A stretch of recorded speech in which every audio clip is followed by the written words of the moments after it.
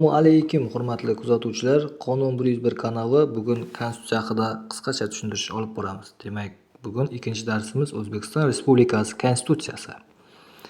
O'tgan darsimizda ham aytib o'tdik, har bir inson huquqiy bilimga ega bo'lishi kerak, ya'ni qonunni bilishimiz kerak.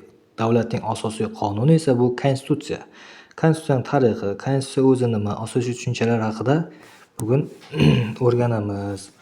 Hurmatli kuzatuvchilar, Konstitutsiya deganimiz o'zi lotin tilidan olingan bo'lib, o'rnatish, belgilash bu davlatning asosiy bosh qonuni bo'lib, u davlat tuzilishi, hokimiyat va boshqaruv organlari tizimi, ularning vakolati hamda shakllantirish tartibi, saylov tizimi, fuqarolarning huquq va erkinliklari, shuningdek sud tizimini, advokatura, prokuratura sohasidagi bilimlarni o'z ichiga oladi.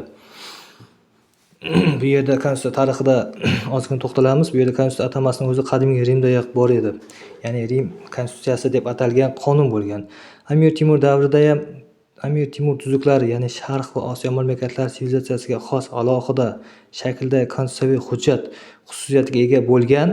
U shariat qonunlari bilan bir qatorda O'rta Osiyo xalqlarining taqdiriga kuchli ta'sir o'tkazgan qonun hisoblanadi. Yevropadagi taraqqiyot hozirgi kunda amalda bo'lgan konstitutsiyalarning ikki guruhi mavjud.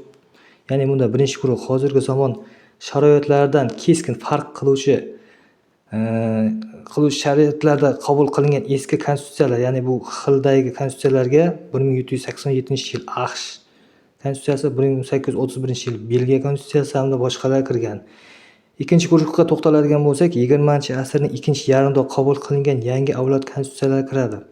Ular dastlabki konstitutsiyalardan huquq va erkinliklardan, konstitutsiyalarning himoya qilinishi va boshqa jihatlardan farq qilgan.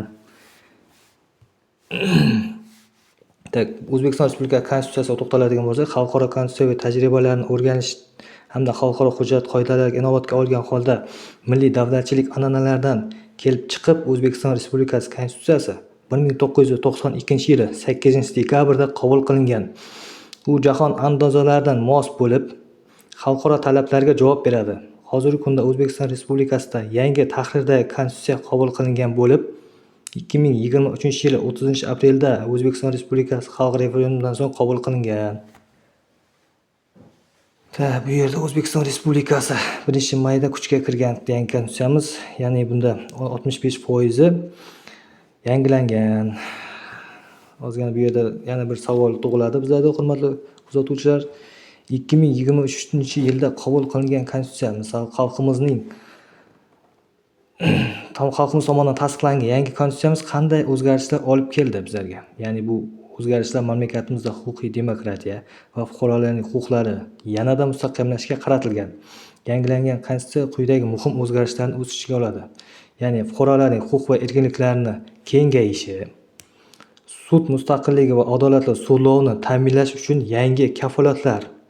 Keyingisi, fuqarolarning davlat boshqaruvida qatnashish imkoniyatining kengayishi va prezident vakolatlari, parlament rolini aniqroq belgilandi. Keyingi qatorga o'tadigan bo'lsak, ijtimoiy himoya, ta'lim, sog'liqni saqlash va ekologiya sohalarida yangi kafolatlar va fuqarolar birligi, millatlararo totuvlik mustahkamlashga oid yangi normalar va boshqalar kiritib o'tildi.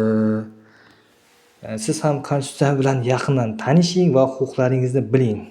Davlatimiz rivoji uchun o'z hissangizni qo'shing, hurmatli kuzatuvchilar. Bu yerda keyingi darsimizda O'zbekiston Respublikasining Konstitutsiyasining bo'limlari, boblari va moddalari haqida kengdan tanishtirib boramiz. Shu bilan ikkinchi darsimiz tugadi. Sog', salomat bo'ling.